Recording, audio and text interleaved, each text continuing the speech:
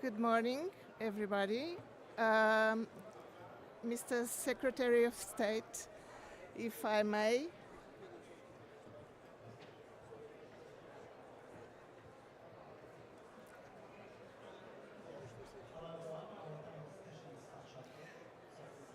Hello, good morning. As we all know, climate change is one of the biggest global challenges, and affects water mainly. Temperature increases, torrential rain and droughts, just to name a few.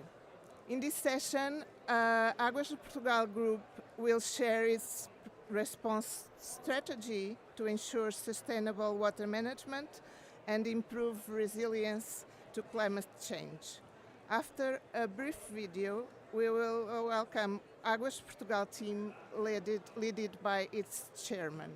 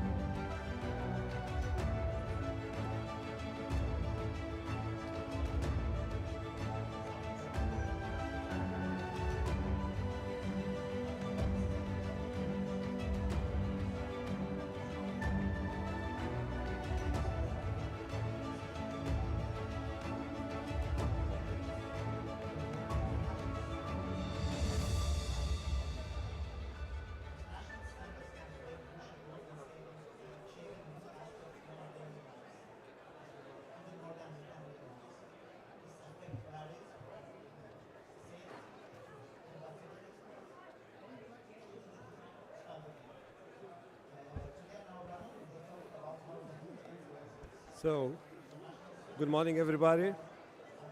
As it was mentioned before, climate change is one of the world's greatest challenges affecting this water sector, particularly through the impacts of rising temperatures and heat waves, torrential rains, or lack of precipitation and consequent periods of prolonged droughts. Águas de Portugal Group is committed to playing its part in addressing these significant challenges through the adaptation strategy that emphasizes infrastructure's resilience, operational efficiency and innovation. By prioritizing water efficiency and resource management, Águas de Portugal contributes to strengthening the country's ability to face climate impacts. Its aim to achieve energy neutrality by 2030 through reduced consumption and increased renewable energy production highlights its commitment to sustainability. Águas de Portugal efforts in water reuse and nutrient recovery from treated wastewater supports the development of a circular economy in the water sector in Portugal. Central to Águas de Portugal approach is a strong focus on governance, which includes fostering partnerships and cooperation with stakeholders. This collaborative effort is key to enhancing resilience to climate change and ensuring sustainable water management for Portugal. Águas de Portugal is proud here today to show 5 examples of initiatives that are on the front line of these concerns. So I'm very pleased to say that we have here today with us 4 different companies of Águas de Portugal Group, and they will show 5 examples of those projects.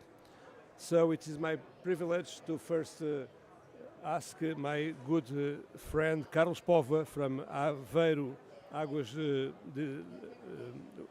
da região de Aveiro, to show his study on overcoming barriers to invest in a clear future, a study case in urban water services. Please, Carlos Povo.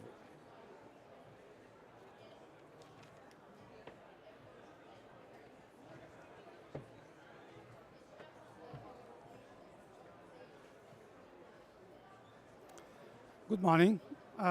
My talk is about some important aspects of overcoming barriers that are often overlooked. First, before my talk, let me give you some context. Next to climate change, another common word here is subsidies.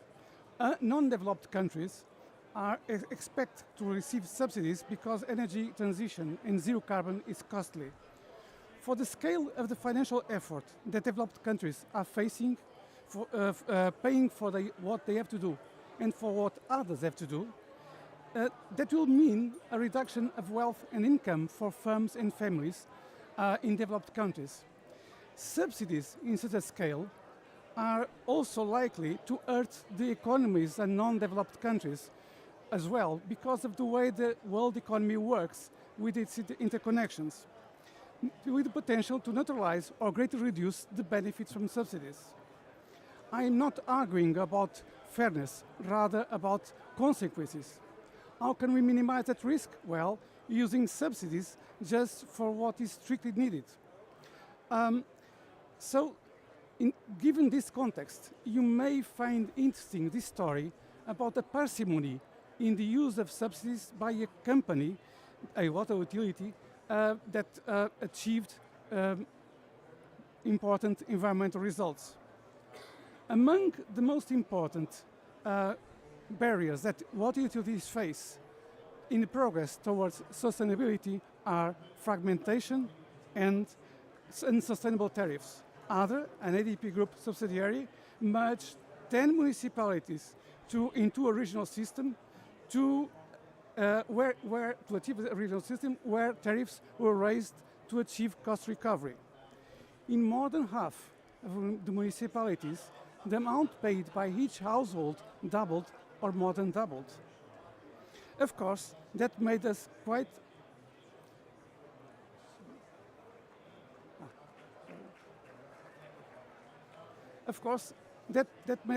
unpopular, and that was a risk for the project. To overcome that barrier, we follow the usual prescription of providing a good service using KPIs and communicating, engaging or educating the customer about the value of environment and water. But we complemented that with periodic surveys on customer satisfaction made by professional teams. We were then able to work not just on service provision, but also on customer experience, on every aspect of each interaction the customer has with us beyond the tap or the flush. I don't have time for examples, but you understand customer experience if you remember your interactions with your cable TV, mobile phone or energy provider. Do you know how many front desk contacts, how many emails your utility had last year? Well, we know, and we track every one of them to improve our IT systems, our workflows, our paperwork, focused obsessively in making every step easier, faster and effortless for the customer, minimizing errors and cleaning up the error if one occurs and present apologies. And after 12 years, the levels of satisfaction of our customers are better than before raising tariffs. The most impressive result is the Net Promoter Score. 80% of our customers would not switch to another service provider even if they could. And 50% would recommend us to friends or family. Please keep in mind that our prices are among the highest in the country. Meanwhile, as the utility had an adequate and continuous revenue stream, it was able to reduce its environmental footprints with its own means. Non-revenue water decreased from more than 40% to less than 20%, and specific energy consumption in water supply reduced in 50%. Consequently, greenhouse gas emissions have decreased on an annual basis by 1.3 tons, taking as reference 2012. So the takeaways? Really know your customer. Do not try to educate to think like we do. Meet your customer needs and wants is key to succeed in putting things on the ground that are costly. It's called give them value to earn their money.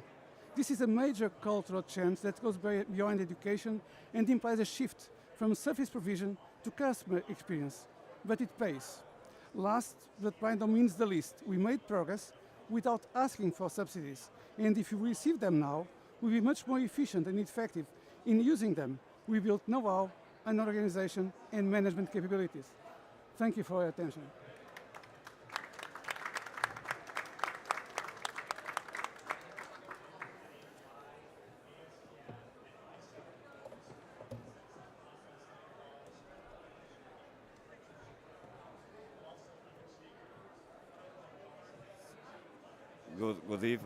Good morning. Um, I apologize, but I need to read from the presentation. I'm not able to speak off top of my head in mainly about technical issues in a language that is not my native one. Even in Portuguese, I hope you understand. So, Águas do Norte is a company that manages the concession, operation and maintenance of multi-municipal water supply and wastewater treatment systems in the North Portugal. Here, the main figures: 63 municipalities covered, almost 18,000 of square kilometers of service area, and almost 2 million people with water service provided. In its wastewater operations, Águas do Norte oversees multiple wastewater treatment plants within 100-kilometer radius, generating approximately 85,000 tons of sludge annually. It's a high amount of sludge, so effective sludge management is a key focus, with hydraulic technology identified as a promising solution to optimize the sludge processing and thereby advancing the sustainability and performance of wastewater treatment operations. On the other hand, Águas do Norte operates as part of Águas de Portugal Group, Portugal's national water utility, which prioritizes the following strategic goals: circular economy, decarbonization, digital transformation, and climate change. It's clear to see that hydraulic technology aligns closely with circular economy and decarbonizations by enabling resource recovery and reducing greenhouse gas emissions. In this project, however, there will also be a strong focus on digital transformation, with platforms developed to enhance sludge and biosolid management efficiency. Similarly, the project addresses climate change by promoting the use of compost biosolids as soil amendments, especially in forest soils, which helps sequester carbon and fosters healthier ecosystems. In this context, a centralized sludge treatment facility is planned at Cersdale WWTP, located in northwest Portugal, integrating anaerobic digestion with energy production. This project, located at Cersdale facility, and key aspects of the facility, including processing 70,000 tons of sludge annually from 29 WWTP. It will generate more than 9,000 cubic meters of biogas, um, producing approximately 8.12 green electricity, gigawatt-hour green electricity, and 8.12 gigawatt-hour of green thermal energy, along with more than 28,000 tons of biosolids annually.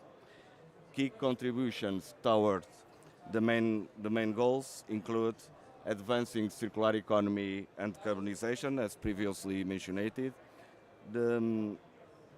generating economic and environmental value by transforming the biosolids, the sludge first and biosolids, into valuable resources, and by producing biogas, of course. Enhancing transparency across all sludge management process, increasing efficiency both in storage and delivery, reducing operational costs, and supporting the achievement of the sustainability goals. About the overall sludge management project at Águas do Norte, the main drivers are end-of-line solutions, including the hydrolysis facility, the subject of this presentation, and most two facilities, two composting facilities to cover the entire area. Centralized processing operations, easy integration into existing WWTP. All those 3 unities are being built in existing plants, and alignment in all cases with the principles of circular economy and sustainability. Finally, about hydrolysis project itself, we can resume the key advantages, which are feeding with deuterated sludge, allowing for a more flexible process that can handle multiple sources, very high operation temperatures, which enhance the final value of biosolids, and of course it also promotes safe use of those biosolids as they are free of pathogenic microbes, increased biogas production compared to conventional digestion methods, a digester volume 2.5 times smaller, resulting in construction cost savings, and overall improved efficiency in sludge management. Our small step toward closing the loop for generations to come. Thank you.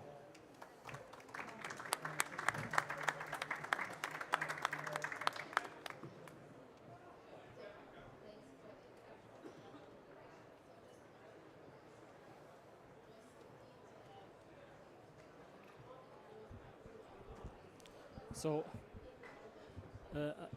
hello everyone. My name is Vitor. I work at Águas de Portugal, part of the Águas de Portugal Group. Before diving into our circular economy project, I would like to highlight the importance of the water sector meeting the challenges of sustainability. The first thing that comes to mind is public health, because lack of access to clean water is the cause of major health issues and disease. But water is also a great promoter of equality of opportunity. If you think of kids, for instance, that have the chance of being in a not so privileged family, but having the chance of taking a shower, of taking care of their proper hygiene, and then they can go to school and be equal like other kids. This is of great importance, of course. Also, water is the cause of great conflicts due to water disputes. And these disputes can be local, they can be regional, or maybe they can even be wars between countries. So where water isn't available, it's a huge thing.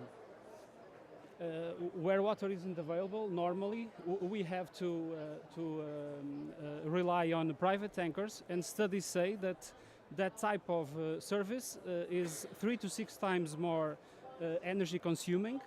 So this contributes to carbon footprint, to overexploitation of water. And water, we may say that maybe it's the most efficient way to combat poverty, to promote equality and to protect the most vulnerable. This is at Águas de Portugal.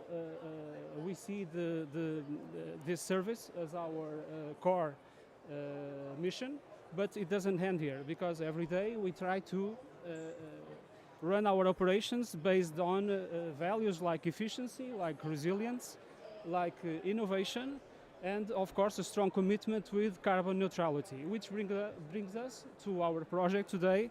Another key challenge for the future, that is the transition from a linear economy to a circular economy. So let's take a look at a short video on our project from waste to roof tiles. Águas de Douro e Paiva is a public company responsible for collecting, treating, and distributing drinking water to 22 municipalities. The company continuously supplies 1.8 million people, producing around 100 million cubic meters of water per year. Located on the left bank of the Douro River, the Lever Water Treatment Plant is the company's most emblematic installation and the largest in northern Portugal. Equipped with the most advanced treatment technologies, it has an installed capacity to produce 400,000 cubic meters of water per day. The water collected superficially passes through pressurized filters. A pH correction is carried out, followed by a pre-oxidation step with ozone.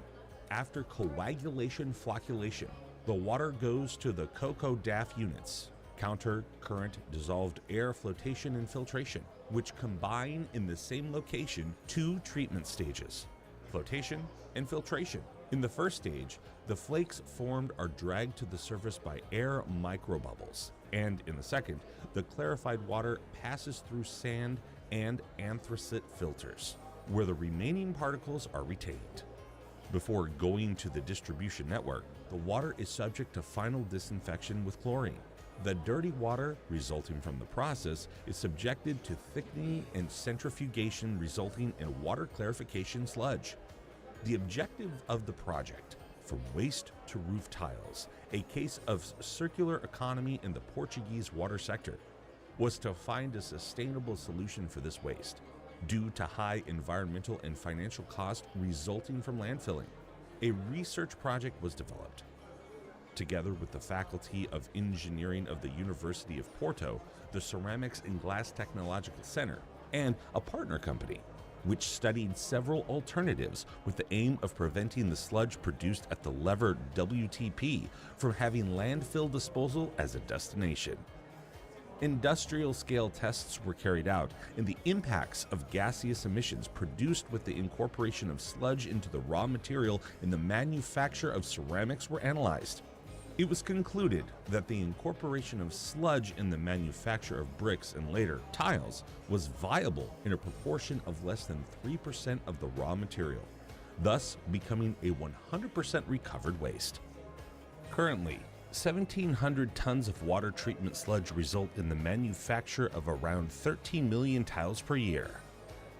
This project contributes to a national circular economy strategy in the water sector and proved to be sustainable and a catalyst for synergies between companies from very different sectors in the use and recovery of waste, being a pioneering eco-innovation project in Portugal.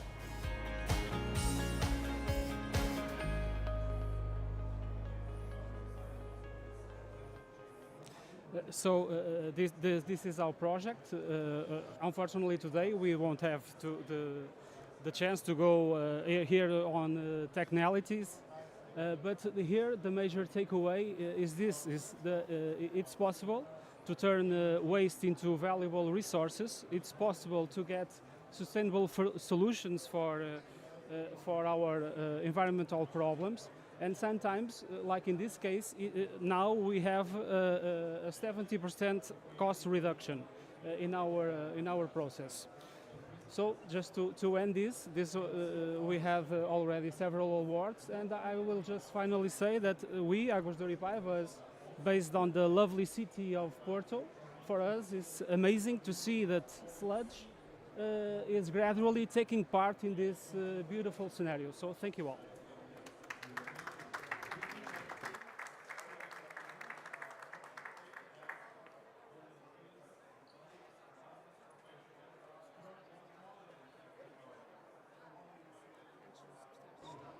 Well, good morning all. My name is Nuno Medeiros, I'm from Nepal. And firstly, I want to thank to the Portuguese government and to the Ministry of Environment and Energy, and of course to AdP, Water of Portugal Group, to this invitation for Nepal present his case study.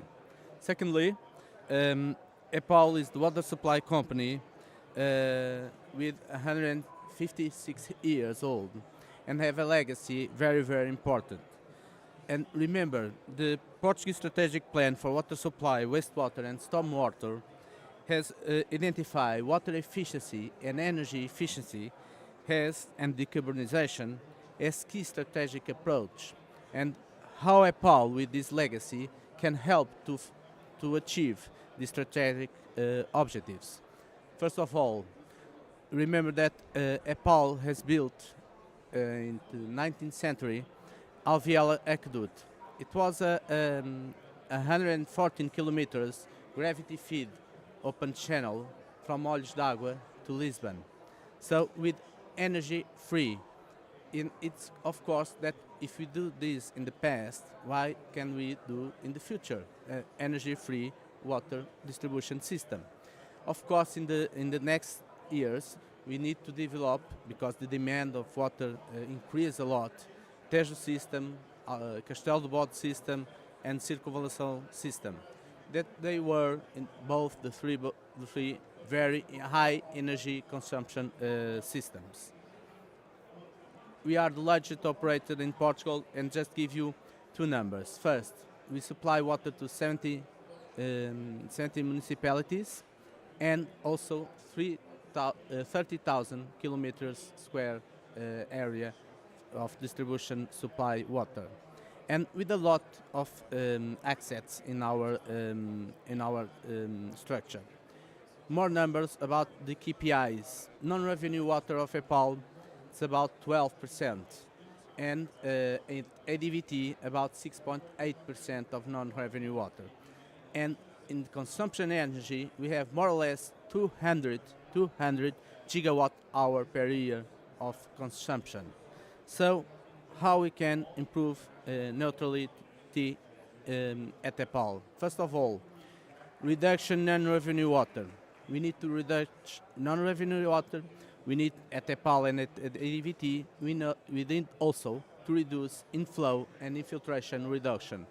Our target is to reduce 9 gigawatt hour per year. And of course, we need to be more efficiency.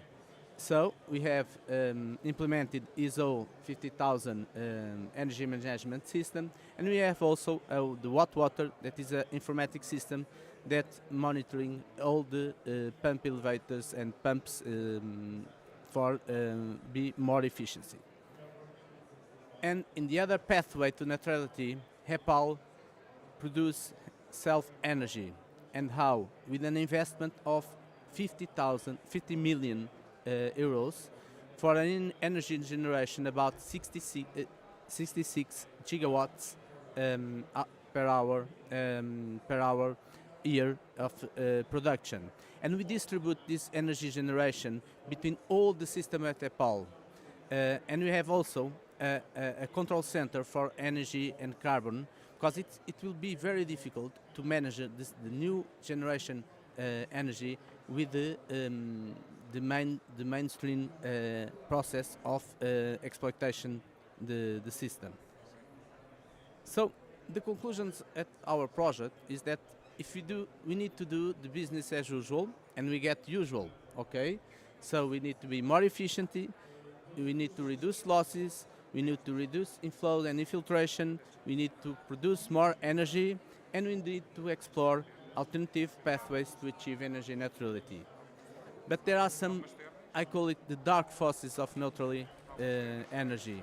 One, the financial resources are finite. Second, the energy demand is rising up.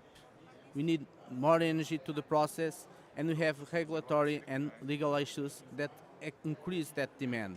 Remember the directive for urban wastewater treatment that increases energy to the system. Third, climate changes in two ways. First of one, we need to have new challenge to look sourcing resilient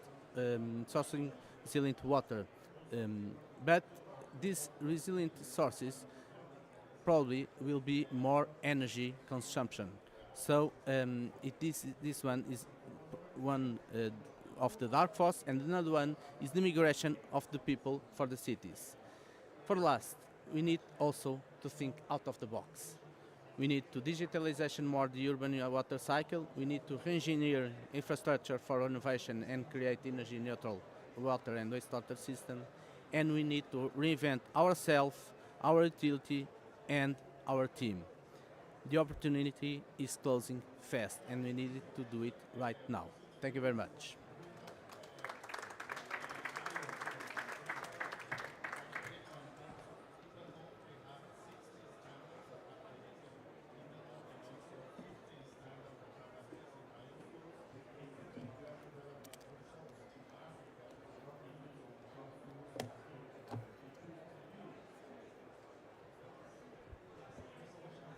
So, hello everyone. Good morning. First of all, I want to thank you for the invitation. For me, it's an honor be here today. And if you not understand what I said, the problem is not with your headsets. The problem is my wonderful English. Okay. I'm very proud to be here and to represent my country, to represent the Águas de Portugal Group. Thank you very much for this invitation. My name is Frederic, but all my friends can call me Fred. And today I'm here to share with you some information and two case studies that try to explain how we can fight in climate change with technological innovation. So I'm Portuguese, like Cristiano Ronaldo, and I'm from the most beautiful country of Europe, Portugal, of course. And just like wine, you have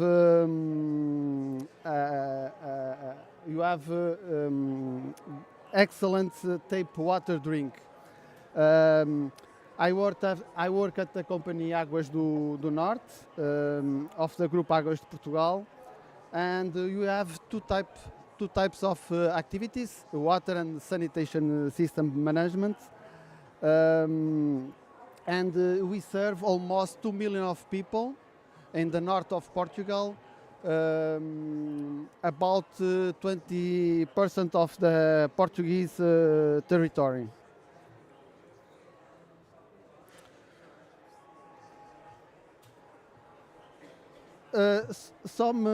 Using some academic research, in this slide I try to represent what digital transformation and innovation are. So what is this buzzwords, innovation and digital transformation? I don't have much time, I have only 6 minutes, but the most important thing that understand is that the use of digital technologies is a fuel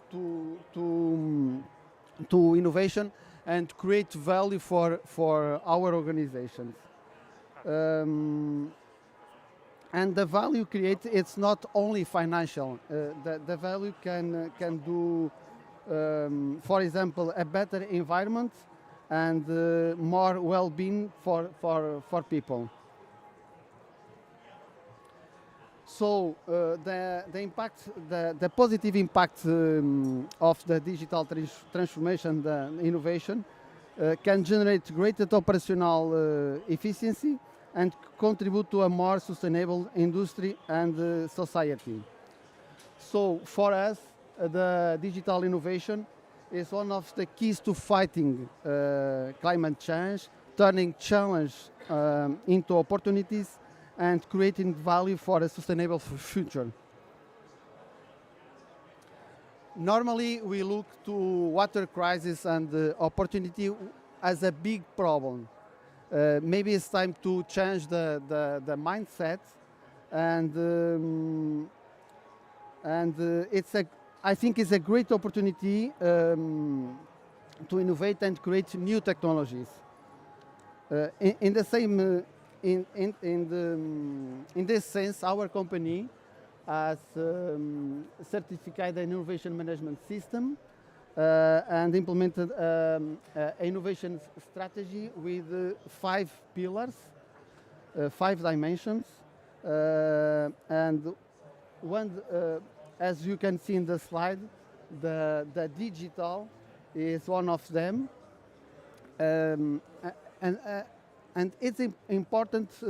All of this always trying to create value for our organizations. Sorry. To better explain this strategy, I will share with you 2 small digital innovation projects done in our company in the last years.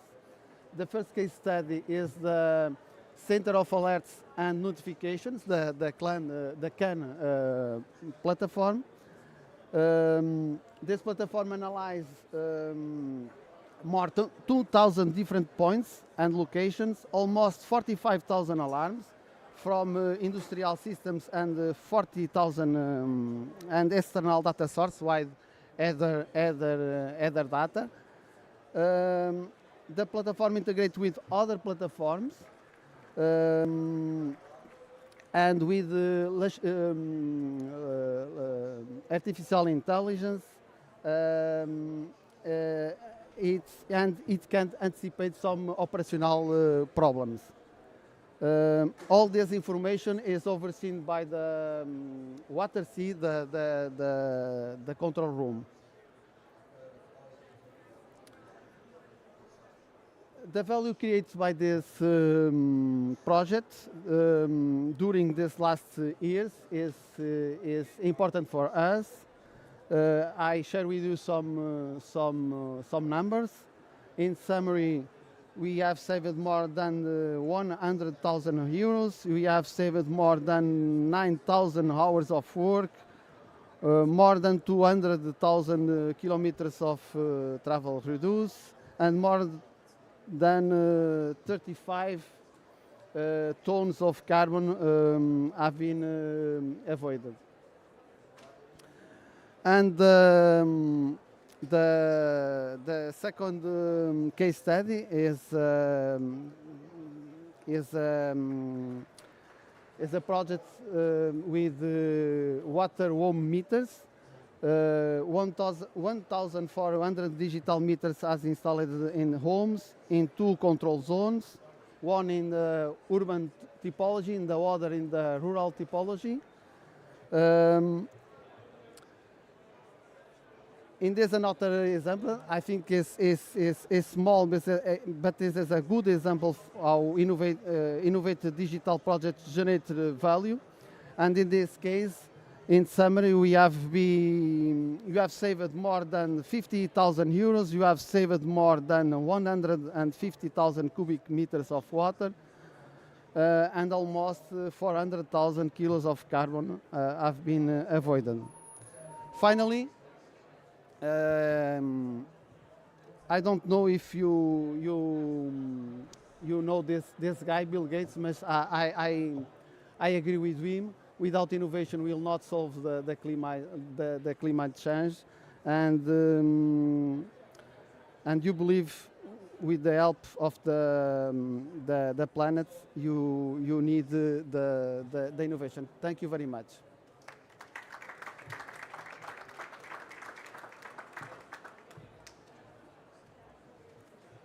Now to close this session, I have the privilege to invite Emílio Sousa, the Secretary of State of Environment, to come to the floor. Please.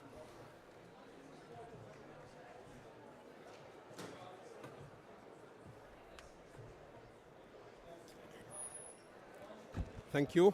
Obrigado.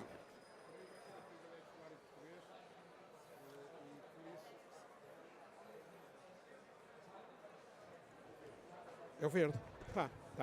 Ok. Eu estava aqui a dar nota que vai ser um privilégio falar em português para uma plateia de portugueses, embora haja aqui alguém a fazer uma tradução simultânea. Queria, em primeiro lugar, agradecer o convite que me foi feito pelas Águas de Portugal, na pessoa do Sr. Presidente, o Professor Carmona Rodrigues, e sobre um tema que nos é a todos tão caro. Cumprimentar todos os oradores, vi aqui alguns trabalhos muito interessantes, e porque a água é sem dúvida um dos recursos mais preciosos. Water is without a doubt humanity's most precious resource. It sustains life, drives economies, connects nations, and in times of climate change, highlights some of the most urgent and transformative challenges we face. Today, we gathered to discuss water as a central priority in climate action, a commitment that Portugal has embraced with determination and a vision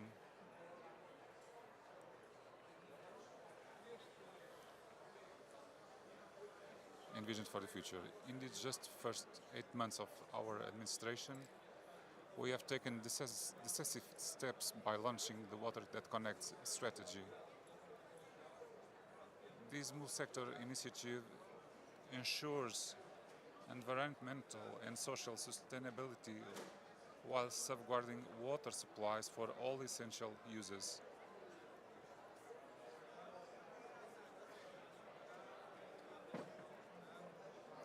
This strategy will result in the National Water Plan 2025-2035.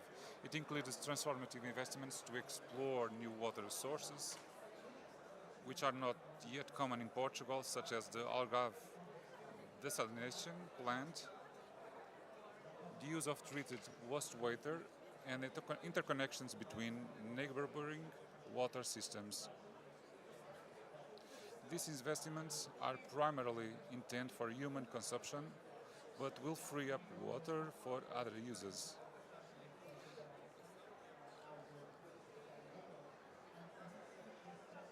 In addition to that, it's necessary to improve efficiency and reduce water losses in the systems. We have to reduce in some cases unacceptable losses.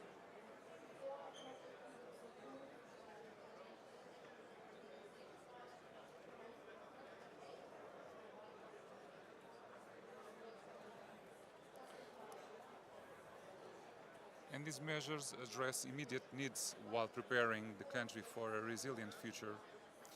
For instance, in the Algarve, we unlocked 466 million to strengthen water infrastructure, showing that strategic planning and execution are critical to mitigation water scarcity and protecting vulnerable communities. Portugal has also extended the vision behind its borders.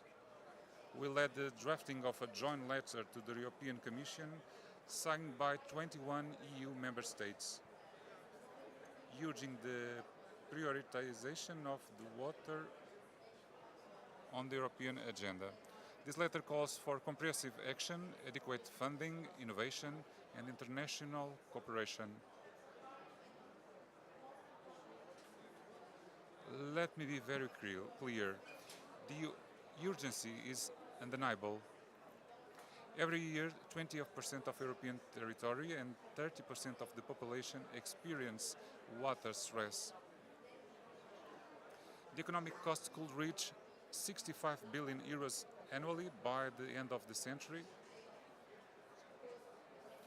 As Portugal Ministry of Environment and Energy has repeatedly and in phases, this challenge means coordination, knowledge, technology, strong policies and sustainable funding. But it also requires international cooperation. Portugal reached an agreement with Spain on the Iberian River basins about a month ago. It marked a milestone in cooperation and serves as an example of cross-border management. For the first time, we eliminate zero flows days on the Tagus River, ensured ecological flows management on the Guadiana River, and we resolved long-standing payment issues related to Spain's water use. Fees Portugal had not collected in 20 years. This example of collaboration is crucial in a world where 60% of global water resources are shared between nations. Climate change is intensifying pressures on water resources, impacting rivers, lakes, aquifers, and coastal ecosystems. The data is alarming. 40% of freshwater ecosystems have disappeared since the 1970s. Biodiversity in aquatic habitats has declined by 83%. Degraded ecosystems exacerbate the water cycle, exposing us to the severe drought, devastating floods, and decreasing salinization. Portugal recognized that these threats require the integration of climate and water policies. Water is a powerful tool for mitigation and adapting to climate change. Projects such as desalination and smart irrigation systems demonstrate how innovation can transform challenge into opportunities. That's why we have reinforced the importance of using solid scientific foundations to make informed decisions. We must invest in disruptive technologies and integrated planning, mobilizing both public and private sectors. Ladies and gentlemen, what has been playing in the foundation of life itself? Water transcends borders and connects humanity. As Portugal has demonstrated, it is possible to combine effective local measures, international cooperation, and innovative leadership to tackle these challenges. I urge everyone here today, let us recognize water as a pillar of climate action and implement solutions to protect these essential resources to future generations. Together, let us build a future where water unites people, nations, and commitments. Thank you very much.